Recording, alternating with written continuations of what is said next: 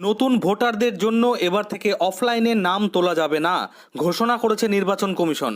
বাধ্যতামূলক করা হয়েছে আধার কার্ডও। যে আধার কার্ডের বিরোধিতা করা হয়েছিল একসময়, সেই আধারকেই এবার নথি হিসাবে মান্যতা দিচ্ছে কমিশন।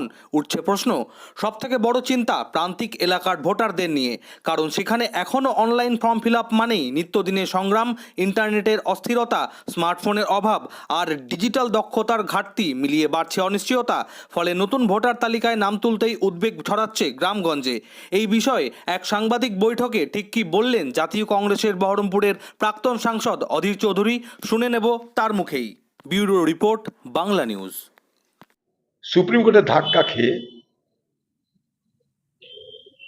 ইলেকশন কমিশন তারা আধারকে মান্যতা দিচ্ছে। সুপ্রিম কোর্টে কিন্তু বলেছিল না না না না, আধার আইনে বলে দেওয়া আছে আধার কার্ড থাকলে নাগরিক হবে না। তাহলে এখন কেন মানছো তুমি নির্বাচন কমিশন? কারণ ধাক্কা খেয়েছে তাই। নির্বাচন কমিশন ধাক্কা মেরেছে কে?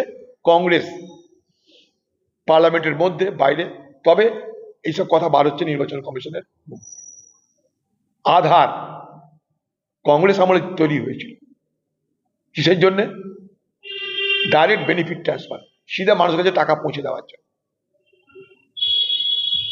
আমরা করেছিলাম।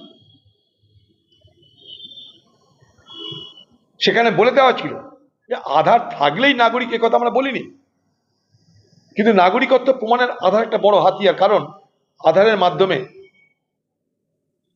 সেখানকার মানুষকে যখন টাকা বরাদ্দ করা হচ্ছে, তখন না দেখে কি বরাদ্দ করা হয়? যদি না দেখে বরাদ্দ করা হয়, তাহলে তারা কারা?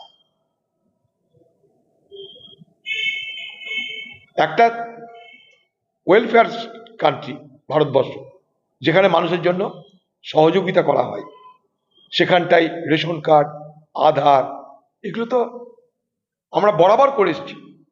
রেশন কার্ড থাকা মানেই নাগরিক, এ কথা আমি বলছি না। আধার থাকা মানে নাগরিক, এ কথা বলছি না।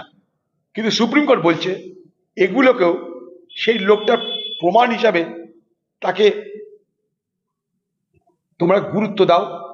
সেখানটার বিএলও, এআরও, এইআরও তারা যদি মনে করে, তাহলে তারা তাদের নামটাকে অন্তর্ভুক্ত করতে পারে।